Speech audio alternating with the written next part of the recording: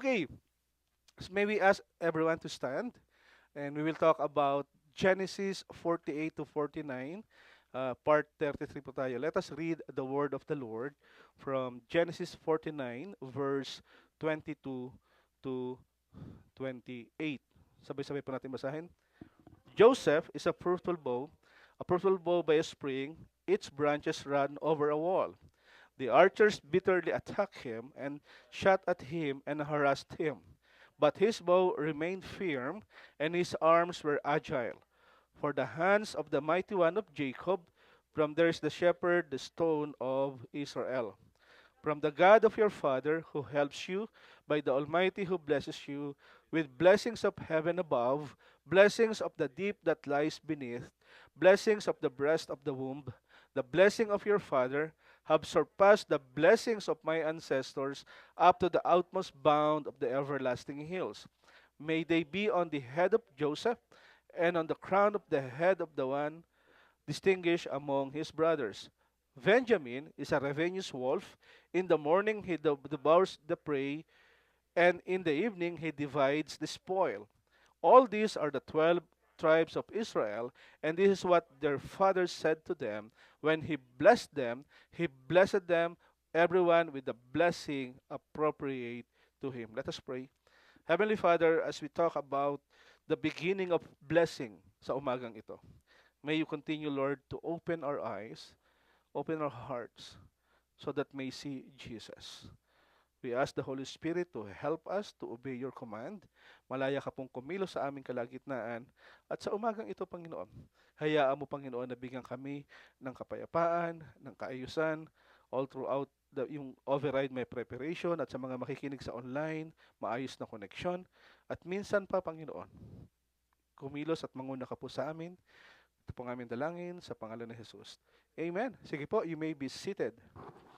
Okay, tayo ay nasa uh, hulis pang sa next Sunday ay merong anniversary. So next Sunday would be our last topic about sa Genesis.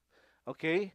And kung natatandaan nyo, ang pinag-usapan natin last week is about the beginning of great nation. Nakalimutan nyo na, no? Okay.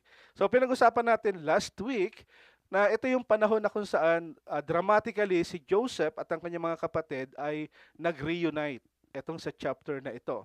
At the same time, si Joseph ay he reveal his identity na ako yung kapatid niyo doon sa chapter 46. At dumating yung time na kung saan yung buong pamilya ni Jacob, ni Joseph, ay lumipat, umalis sa Canaan, nagpunta ng Egypt.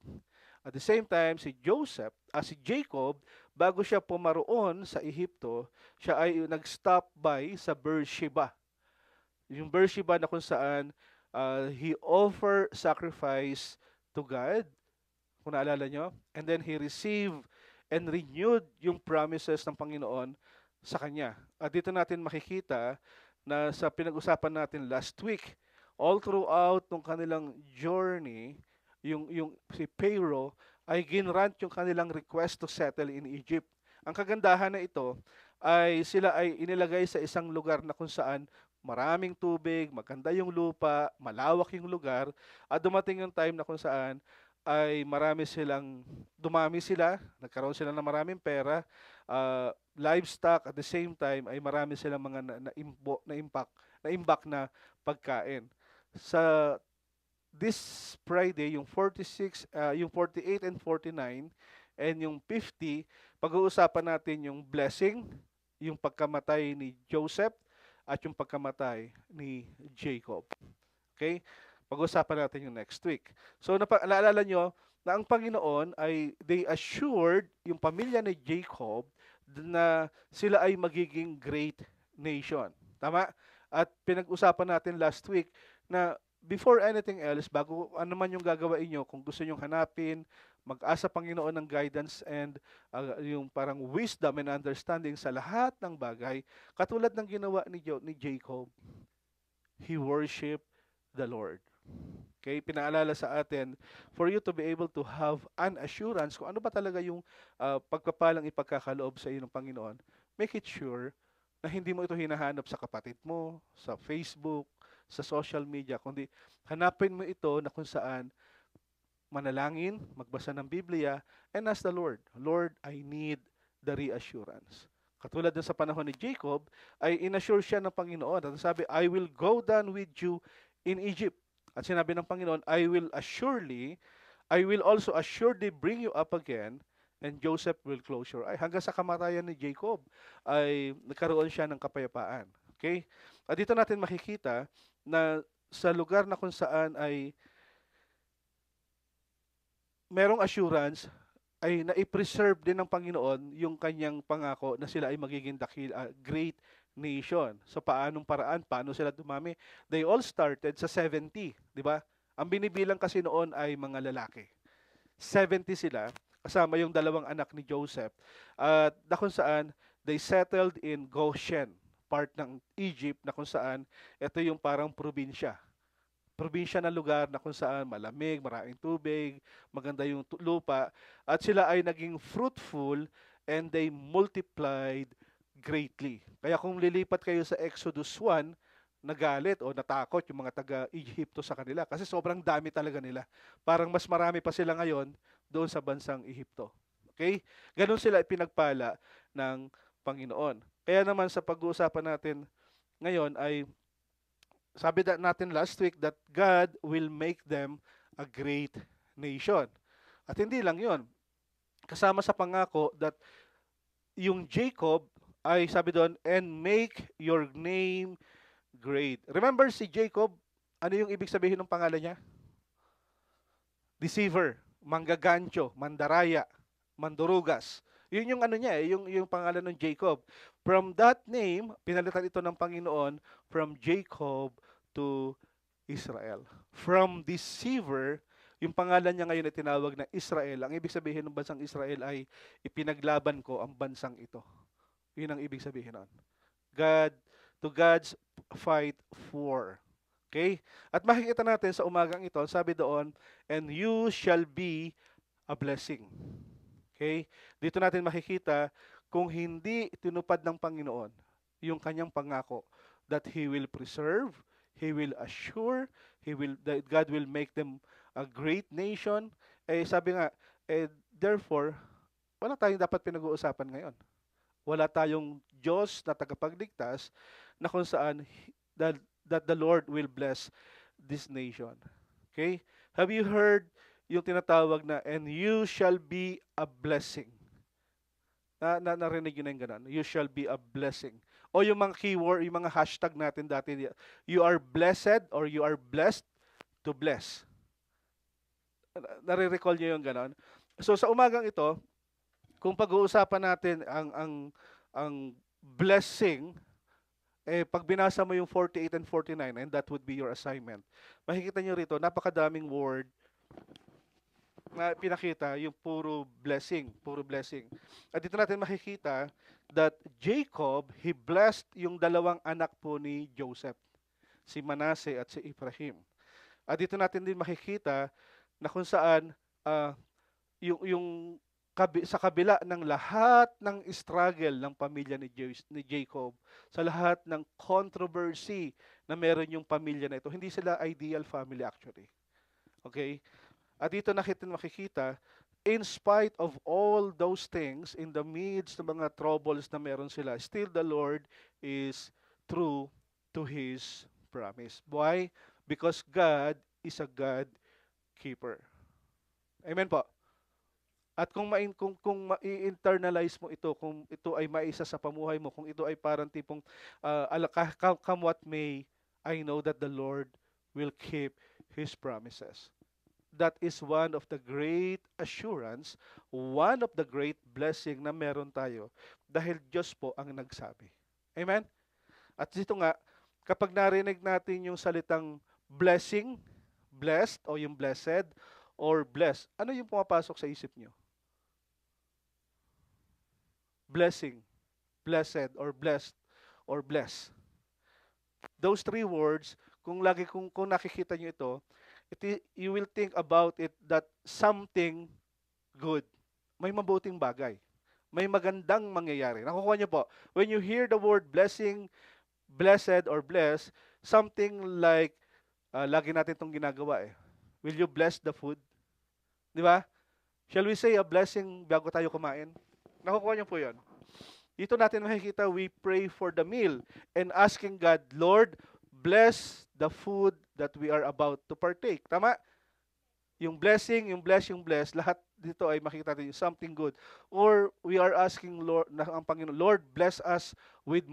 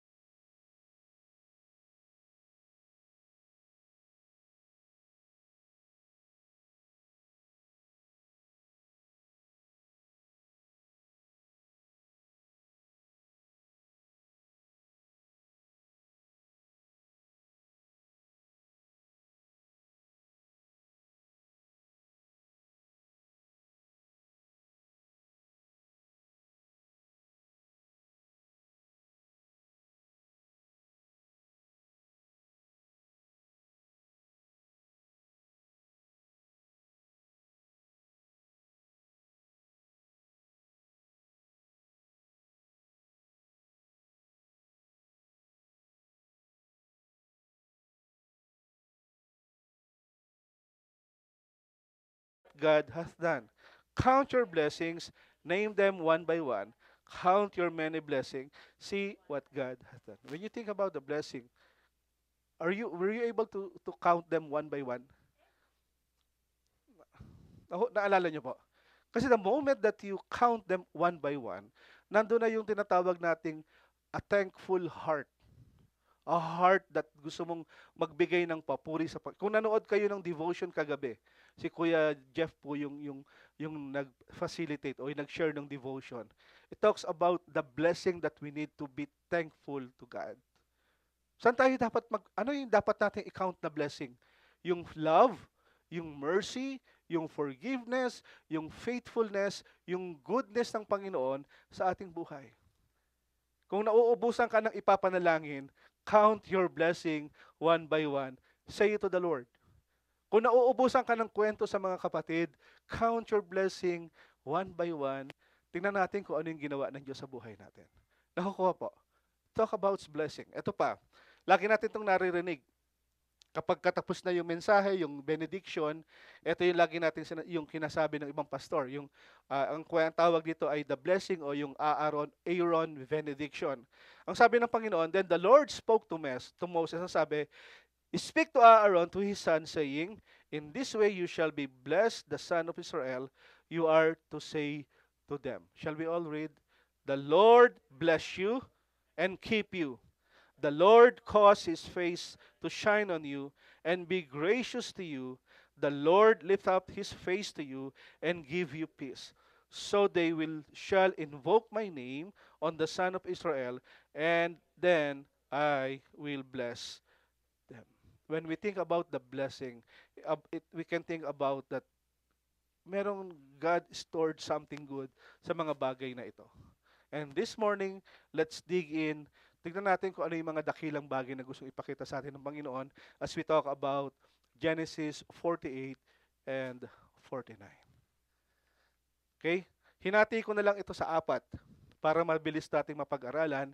Pag-usapan natin yung the reminder of the blessing, the continuation of the blessing, the hope of the ultimate blessing. Ito yung pinaka-highlights, yung the hope of the ultimate blessing, at yung the thorough o yung the fullness, the nature of the blessing. The thorough, the nature of the blessing. Pag-usapan natin yung isa-isa. Number one, the reminder of the blessing. Doon sa Genesis 48, makikita natin dito, nabalitaan po kasi ni Joseph na yung kanyang tatay ay may sakit, yung kanyang ama. Kaya ang ginawa niya, sinama niya yung kanyang dalawang anak na lalaki. Ang pangalan nun ay si Manase at si Ephraim. At dinalaw nila si Jacob. Si Jacob po ay matanda na, hindi na rin siya halos nakakakita.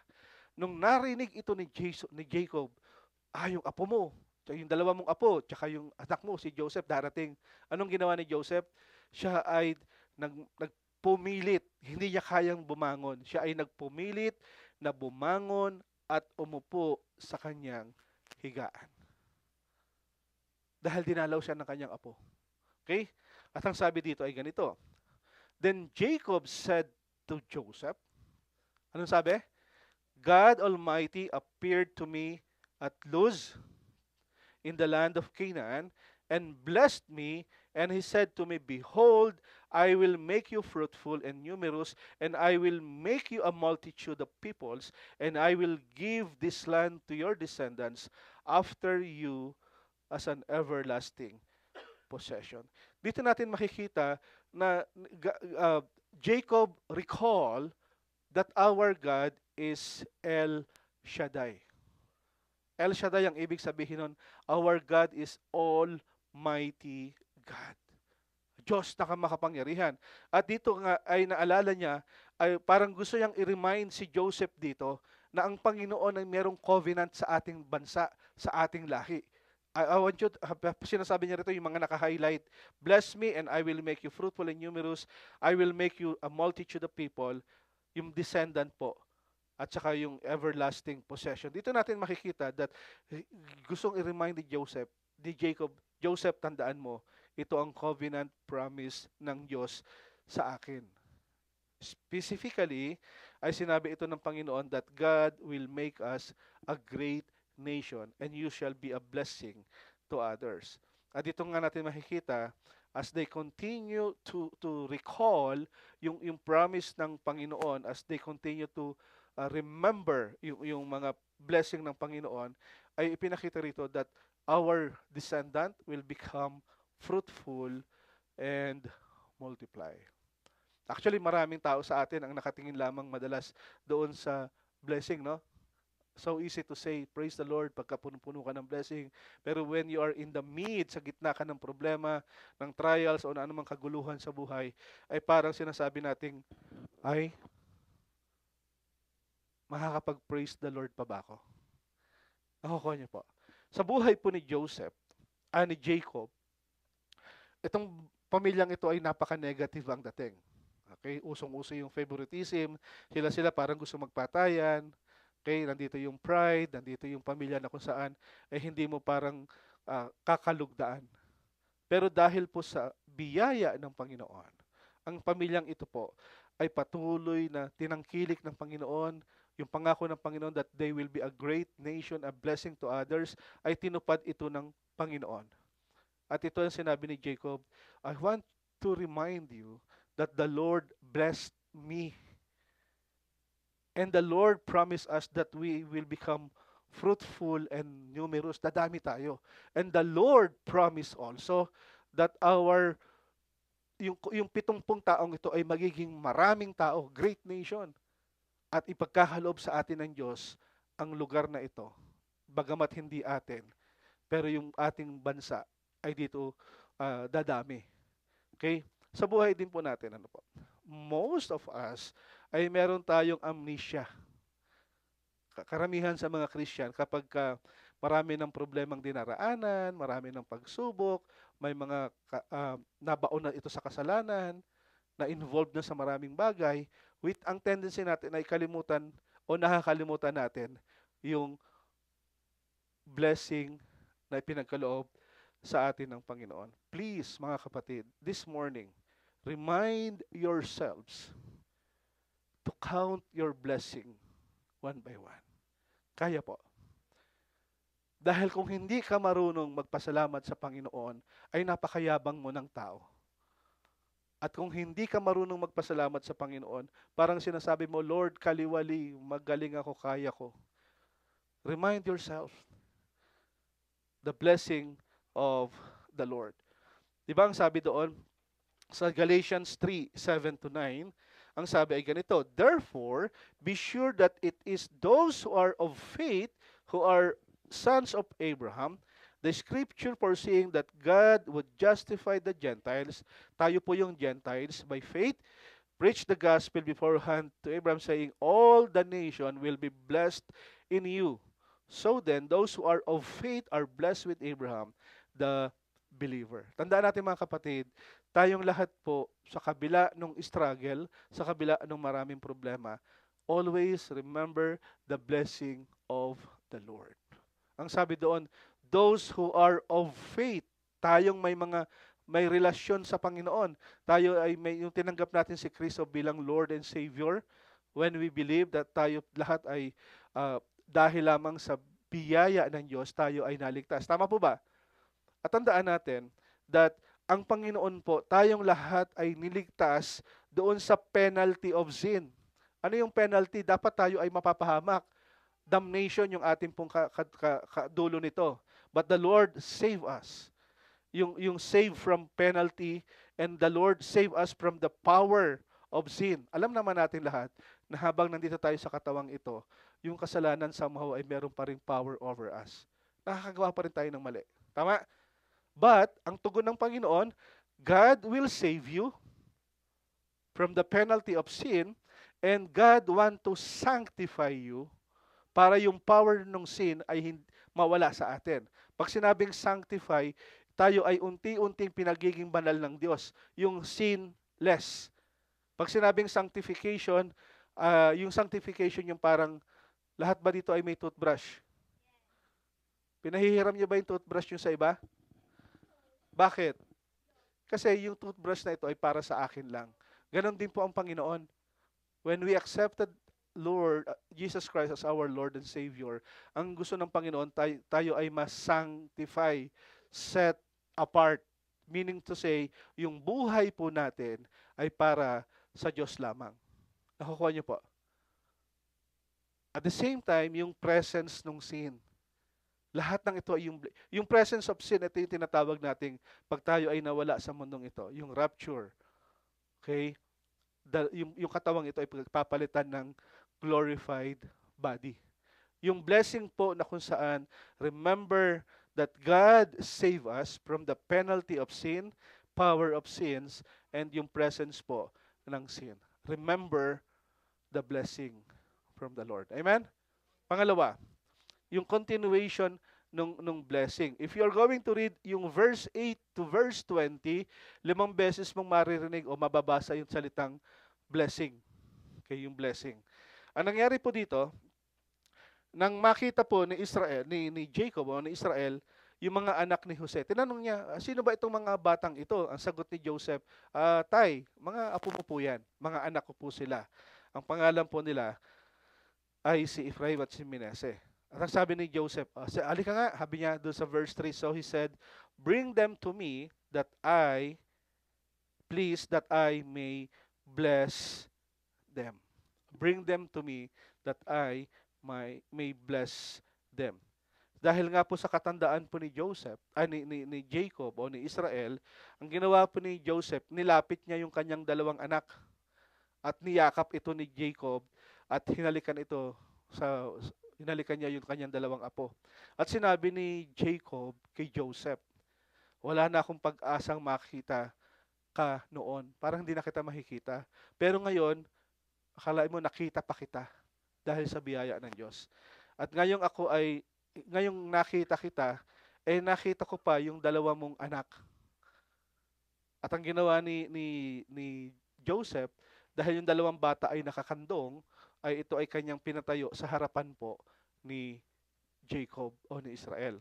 At yung dalawang batang ito ay yumuko as sign of, sa kultura kasi nila, yung pagyuko is sign of respect sa matanda. Parang tayo, no, yung tayo naman ay bless, yung nagbe-bless sa mga matanda sa atin.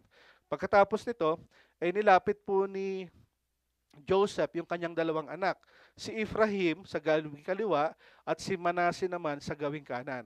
So sa kaliwa si Ephraim at si Manase sa gawing kanan. Ngunit, kung makikita nyo sa drawing, pinag-switch niya, nakita nyo, sinwitch ni Jacob yung kanyang kamay. Okay? Dito ipinapakita po, mga kapatid, ang sabi niya, i-bless ko na sila. Nung nakita ito ni Joseph, ang ginawa niya, inilipat niya. Okay? Kasi gusto ni Joseph, ang mangyari, si Ephraim ay sa kaliwa, at si Manase ay sa kanan. Pag sinabi kasing ikaw ay nasa right hand, alam mo, ikaw yung magiging parang second in command, tagapagmana. Tama? Sa kultura po nila, importante po yung kung sino yung nasa kaliwa at kung sino yung nasa kanan. At ang sabi dahil nga inalis po ni Joseph yung kamay ng kanyang tatay, ang sabi ni Jacob, alam ko naman yung ginagawa ko. Alam kong pinag-switch ko yung kamay ko. At dahil alam ko na magiging mas dakila si Manase kaysa sa kanyang kuya. Yung lahat ng anak niya ay magiging dakila at ang kanyang lahi ay magiging dakilang bansa. At sabi nga dito, pagkatapos nito ay sinabi ni Jacob kay Israel, mamamatay na ako, huwag kang mabahala. Sasamahan ka ng Diyos at ibabalik niya sa lupain ang ating mga ninuno. Babalik tayo doon sa promised land. At ikaw ang tanging magmamana ng Shechem. At sabi nga dito, at sa pamamagitan ng iyong mga anak, tayong lahat ay parang pagpapalain ng Panginoon. Bakit importante yung kaliwa tsaka kanan? Sa kultura nila, kailangan ma-carry out yung plan. Dapat ang pagpapalain yung laging nasa right hand. Pero pinag-switch ito ni Jacob. Bakit? Dahil yung kultura mo ay bound sa parang rules. Pero when God give you a blessing, ito ay parang hindi, parang sinasabi dito na yung blessing are not bound sa rules o sa kultura ng isang bansa. Pag ikaw ay pinagpala ng Panginoon, para sa ito, ipagkakaloob niya. Nakukuha niyo po. Okay. At anong nangyari? Ang sabi doon sa 15 to 16, basahin po natin. He blessed Joseph and said, the God before whom my fathers Abraham and Isaac walked, the God who has been my shepherd all my life to this day, the angel who has redeemed me from all evil, bless the lads, and may my name live on in them, and the names of my fathers Abraham and Isaac, and that they may grow into multitude in the midst of the earth. Tandaan natin, ang sabi doon, the God who has been my shepherd, nandun yung protection. To this day, the angel who has redeemed me from all evil. Kahit alam natin maraming masamang mangyayari, but the Lord keep His promise. Yung promise, yung provision, yung protection, yung tatlong P na ito, lagi itong magkasama. If you are of faith with the Lord. Nakugets niyo po? Again, the promise, the provision, the protection, yung tatlong P na ito po, ay kaakibat ng iyong pagpapalang taglay na ipinagkakaloob ng Panginoon sa lahat ng may takot, may tiwala sa ating Panginoon. Amen po. Tandaan natin ito. At makikita natin dito, doon sa pangatlo, yung the continuation nung blessing. Alam natin dito, they bless yung dalawang bata. Sabi doon, and my name live on them, and the name of my fathers, Abraham and Isaac, and they may grow into a multitude into the midst of the earth. Dito nakita na binasbasan po ni Jacob yung kanyang dalawang apo. Di ba? I don't know kung siguro narinig niyo minsan pag tayo nagpe-pray, Diyos ni Abraham, ni Isaac, at ni Jacob. Di ba? Dahil yung pangakong ito, yung great nation, ay pinangako po sa lahing ito. Down to Joseph. Okay? At dito natin makikita na ang Panginoon po talaga, as He promised. Ang sabi doon, yung pagkapala kay Abraham, kay Isaac, and kay Jacob, ang pagkapalang ito ay umabot po hanggang sa panahon natin. Tandaan niyo yung binasa natin kanina, and all the nation will be blessed in you to those who are of faith o yung merong pananampalataya sa Diyos. Amen po. Okay, tuloy natin. Number 3, the hope of the ultimate blessing. Ito na yung pinaka rurok nung pinakil nung blessing. Ang sabi dito, Judah, your brothers shall praise you. Your hand shall be on the neck of your enemies. Your father the son shall bow down to you. Judas is a lion, wealth from the prey. My son have gone up. He couches, he lies down as a lion, and as a lion he dares rouse him up. 12 po yung anak ni Jacob. Tama? Merong 12 tribes of Israel. But here, we will focus only sa buhay po ni Judah. Okay? Yung napaka-significance ito dahil sa lahi po ni Judah, dito po nanggaling yung lahi po ni Jesus. Okay po. Okay? Yung Judah, ang ginawa ni Jacob, he focused only on one of his son, at ito nga si Judah. Actually, si Judah, when Jacob blessed him, hindi na po inisa-isa ni Jacob kung ano yung problema kay Judah. When Jacob blessed Judah, hindi niya na minention yung mga lumang kasalanan ni Judah. Ano ba yung mga kasalanan na ginawa ni Judah? 'Di ba naging parte siya sa pagbebenta kay Joseph? Naalala niyo? At sabi ni Jacob noon, Judah, huwag kang makikipagkasal sa mga Canaan woman. Ayaw ito ng Panginoon. But still, ginawa pa rin ni ni Judah. At the same time, he violated Tamar. Kindly read yung Bible. At dito, marami pang ginawa si Judah na kasalanan. But when Jacob blessed him, hindi ito nakafocus sa kasalanan niya.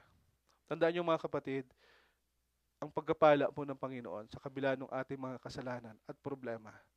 When the Lord said He will bless you, He will bless you. But the condition is, you need to abide in the Lord. You need to follow Him, to delight yourself. You need to be humble sa harap ng Panginoon. Dapat meron kang relasyon sa Panginoon. Nakukuha po. Okay. Dahil dito, kung makikita po natin, sa Hebrew word, ang ibig pong sabihin ng Judah ay praise. Kaya doon sa unang verse, di ba sabi doon, Judah, your brothers shall praise you. Okay? Nung panahon po kasi nila, mahilig yung mga magulang na yung name ay meron pong kahulugan. Nakukuha niyo po? Okay, yung name ay may kahulugan. Dumating yung time na kung saan nung ipinanganak po itong si Judah, yung kanyang nanay ay nag-declare, sabi doon, this time I will praise the Lord and I will name him Judah. Yung Judah, ang ibig sabihin ay praise. At kung mababasa po natin dito, it indicates that yung tribe ni Judah po ay sila po yung nag-lead into Israel sa maraming victory in battle. Ang lahi po ni Judah ay nakadestin ito sa greatness, sa kadakilaan. And sila po ay pinaka-dominanteng tribo sa bansang Israel. Sa 12 tribes of Israel, yung Judah po yung pinaka-dominante. Medyo angat sila. Kasi makikita natin dito, sabi doon, yung Judah is a lion, wealth. Dito natin makikita, kung naalala nyo si David, nung siya ay nakikipaglaban, meron siyang banner na malaki sa harap, at yung drawing po doon ay lion. May significance yun. At dito natin makikita that every time na sila ay lumalaban, yung banner na lion na yon, sabi doon, ito yung sign na kung saan that they are so dangerous, at yung victory ay pagkakaloob sila sa kanila ng Panginoon. It always, sabi nga, yung lion is sign po ng pagiging bravery. Okay, matapang. At kung makikita natin dito, sa verse 9, ay makikita natin doon na kung saan Judah is a lion's wealth. They are destined sa greatness. At sa bansang ito ay manggagaling yung mga magagaling na mga mandirigma sa Bible. Yung mga heroes of faith in the Bible. Ang sabi doon sa Revelation 5:5 ay ganito. And one of the elders said to me, stop weeping. Behold, the lion that is from the tribe of Judah, the root of David, has become so as to open the book and its 7 seals. Dito po ang sinasabi, huwag ka nang umiyak diyan doon sa author. Stop crying because si Jesus, He achieved the victory over sin. Sabi doon. At sabi doon, siya lang ang may karapatang buksan yung scroll at magtanggal ng seal nung scroll na ito. Walang binigyan ng karapatan o binigyan ng authority kundi dahil lang ito ay si Jesus lamang ang merong karapatan sa lahat ng ito. Obviously, sinasabi rito, Revelation 5:5, it refers to Jesus. Yung kanyang magiging lahi from Judah up to Jesus. Kaya kung makikita natin sa 49 verse 10 ng Genesis, the scepter shall not depart from Judah, nor the ruler's staff from between his feet until Shiloh comes, and to him shall be the obedience of the people. Dito pinapakita that many commentator nagsasabi po, ito po yung pagdating po ng final king of Israel na manggagaling po sa lahi ni David. At ito nga po ay si Hesukristo, yung ating Messiah. At sabi doon, He will reign forever, at siya ay nanggaling po sa tribo ni Judah. Okay, parang gusto natin ipakita dito that yung lahi na kung saan na pinili ng Diyos came from Judah. At yung sinasabi doon, nor the ruler's staff from between his feet. Ang ibig lang pong sabihin nun, yung kanyang seed, yung kanyang descendant, dito magmumula. Yun lang po yung ibig sabihin nun. Until Shiloh comes. At dito ipinapakita rin po na kung saan sa lahat ng mga maglilingkod sa Panginoon, sa lahat ng mga susunod sa Panginoon, okay? Darating yung panahon na kung saan the Messiah will come. At ang lahat ng tao ay susunod po sa ating Panginoon. At kung makikita natin sa 11 and 12, actually medyo ito po ay poem. Okay? Ito ay pinapakita lamang po na kung saan sabi doon, He ties his foal to the vine and his donkeys call to the choice vine. He washes his garments in wine and his robes in the blood of grapes, and his eyes are dull from wine and his teeth white from milk. Normally, ang sabi doon, hindi ka maglalagay ng donkey sa puno ng ubasan. Ang gagawin kasi ng donkey, kakainin niya ito. Okay, dahil po sa sobrang blessing, sa sobrang dami po ng pagkapala, they don't care kung kahit kainin ng donkey yung mga ubas, eh napakadami ng pagkapala. At kung makikita natin dito, sabi doon, He washes his garments in wine. Na kung saan, wala na yatang tubig dahil puro ubas, nakatas ng ubas yung nangyari doon. Ay yung nakikita doon. Sabi, sige, gusto mo maglaban ng damit, gamitin mo na yung ubas, yung katas ng ubas. Parang ipinapakita rito, they are talking here yung abundance po ng Panginoon. Nakukuha niyo po. At doon sa bandang ulit, sabi doon, His eyes are dull from wine, and his teeth white from milk. Dito rin ipinapakita na dahil sa sagana po yung bansang ito. Okay? Ibig sabihin, yung kakainom nila ng gatas, ultimo yung pati yata dila nito, parang ampuputi na. Parang sinasabi lang po dito na itong bansang ito ay pinagpala ng Panginoon. There is an abundance. Okay? Yung from wine to milk, ipinapakita po dito that yung biyaya ng Panginoon, yung kanyang pagkapala po ay sapat sa bawat isa. Sa buhay po natin. When was the last time na nakita natin na tayo ay sagana? When was the last time we thank God for that blessing? Di ba? Actually, yung topic is more about the blessing.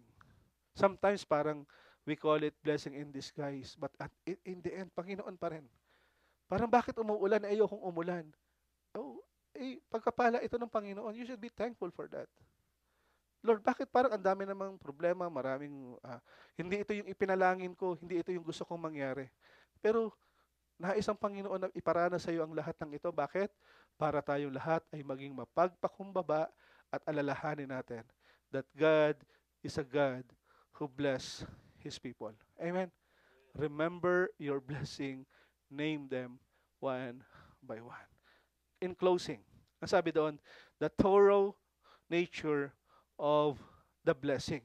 Dito natin makikita yung sa blessing na ito, ay yung sabi doon, Joseph is a fruitful bow by spring, its branches run over a wall. The archers bitterly attack him, shot at him, and harass him. But his bow remained firm, and his arms were agile from the hands of the mighty one of Jacob. From there is the shepherd, the stone of Israel. If you're going to read verse 22 to 28, ay siyam na beses nyo pong makikita yung salitang blessing. Okay? Dito si Joseph ay he received more blessing to bless others. Yung sabi doon, he begins, yung dinidescribe po doon sa verse 9 ay yung pong pagiging fruitful and fertile po nung bansang yung pinanggalingan nila o yung lugar na kung saan sila ay nakaparoon. Maraming puno, maraming tubig, at sabi dito, lahat ng kanilang tanim ay nag-exceed over the wall. Diba? It branches run over a wall. Pag nakakita kayo ng mga ganong puno, ibig sabihin nun sagana ito sa dilig. Tama? May pataba. Meaning to say, yung blessing po talaga ay hindi natin nakikita na kapag ang Diyos ang siyang nagpala, ito ay sabihin nating pagpapala talaga. Many of us kasi po nakatingin, sometimes yung blessing ay nakatingin tayo ng, pag nagpunta ako ng Amerika, I think ibe-bless ako ni Lord, gaganda yung buhay ko. Many of us, ang thinking parang, I have nothing against mga kapatid na nag-migrate. Ano po? What I'm saying is, mga kapatid, kung nasaan ang Panginoon, nandun po yung blessing. Hindi dahil ikaw ay wala doon, wala kang blessing. Hindi po. Kung ikaw ay naririto at kasama mo si Jesus, ano man yung trabaho mo, ano man yung kalagayan mo, if the Lord Jesus is with you, tandaan natin that Jesus is the ultimate blessing. Nakigets po? Nakukuha po? Okay. At dito natin makikita doon sa 23. Makikita natin ito, sabi doon, the archers bitterly attack him and shot at him and harass him. Diba, naalala niyo po yung buhay ni Joseph? Nung binili siya ni Jacob, ay sinabi niya ito. Si Joseph, alam natin that he was mocked, binenta, naging slave, falsely accused, di ba? Hinaras siya nung queen, tama? At the same time ay na-imprison siya ng ilang taon, nakalimutan siya nung cupbearer na nangako na sasabihin ko kay king. Lahat ng ito ay Joseph continued to fight back by trusting God to provide for him. Maraming sa buhay natin na yung parang against sa atin. Marami sa buhay natin parang hindi ito yung pinaplano ko. Marami sa buhay natin na hindi nagfo-fall according to the plans that we have. And yet, may mga times kung saan parang, ano ba ito? Parang kailan matatapos ang problemang ito? Mga kapatid, you need to fight back by trusting God to provide for you. Amen? Hindi mo kayang labanan kung ano yung meron ka. Pero Lord, pangako mo po sa akin yung blessing na to, di ba? Matandaan natin that we should love yung nagbibigay po ng regalo, hindi yung regalo. Most of us, we love the gift, but not the giver. Most of us, we love yung blessing, but hindi yung nagpapala. The reason why we need that you and I to fight back, to ask God, Lord, I trust you. Kahit anong mangyari, Lord, I will trust you. Yun yung kailangan nating ipaglaban. Sabihin mo sa sarili mo,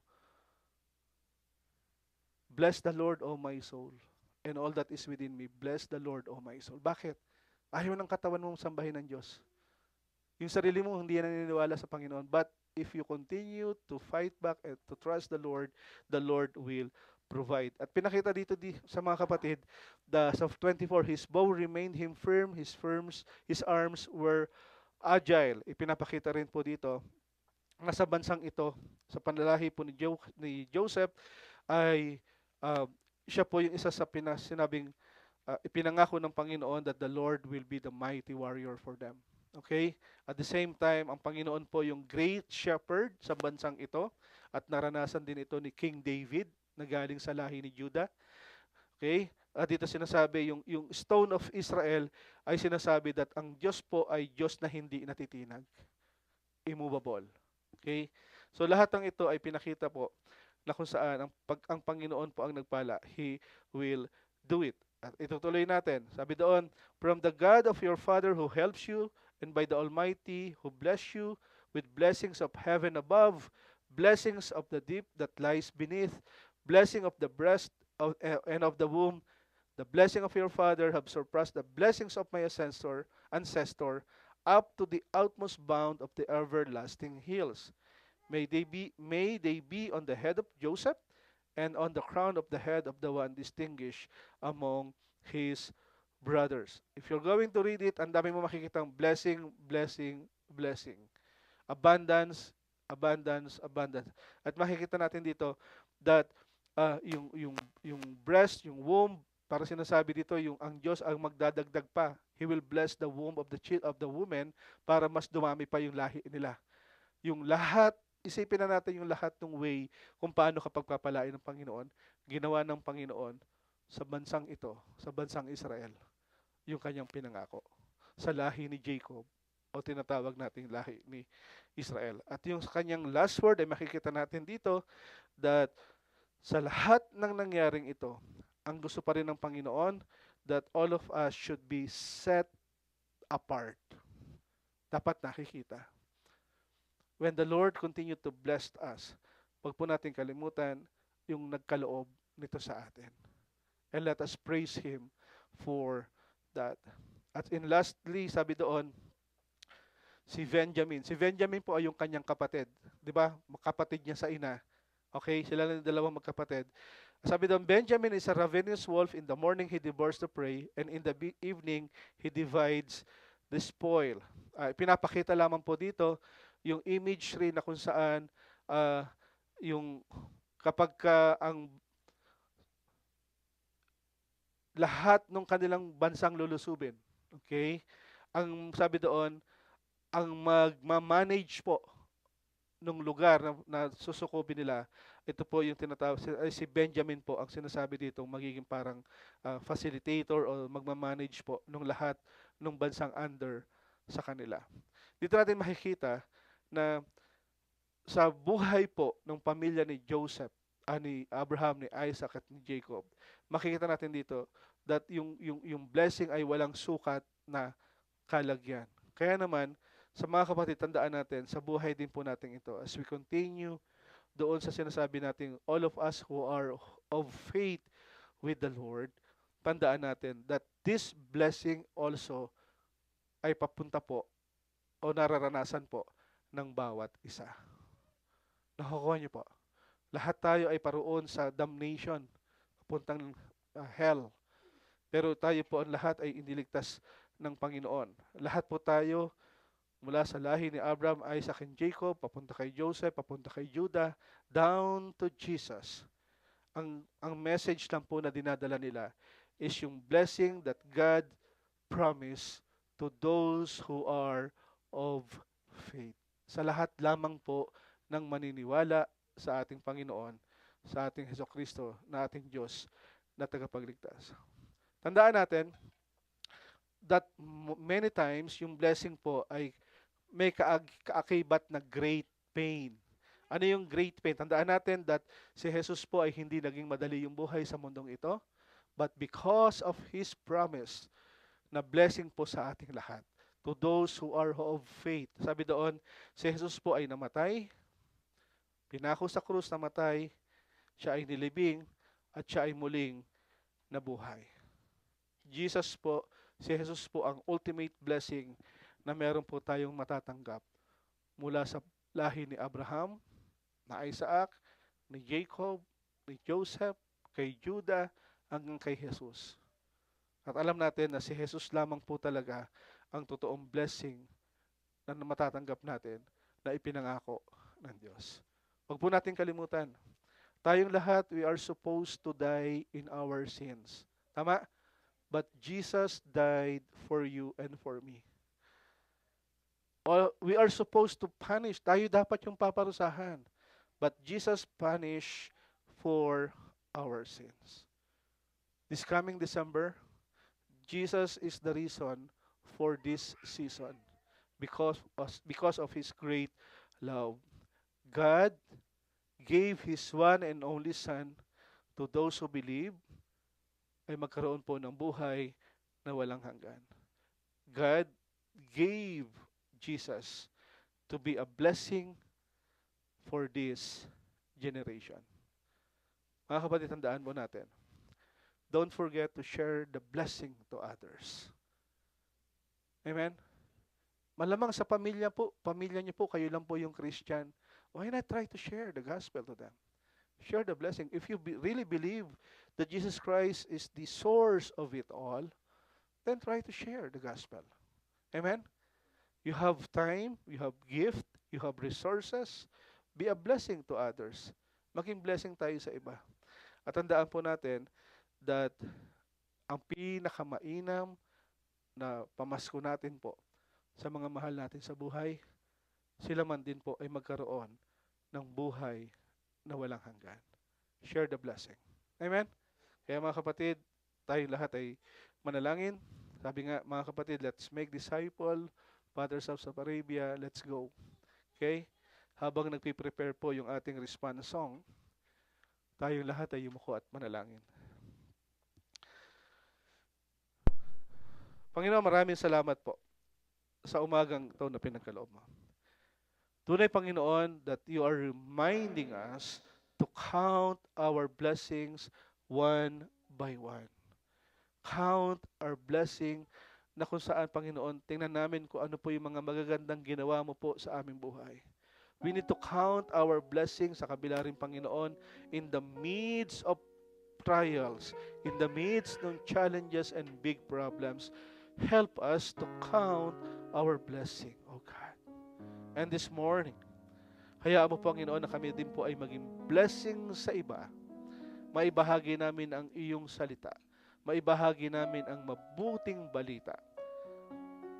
Na kami man din, Panginoon, na iyong pinagpala ay maging pagkapala din po sa iba. Lord, bless us this morning. In Jesus' name we pray with thanksgiving. Amen. Amen.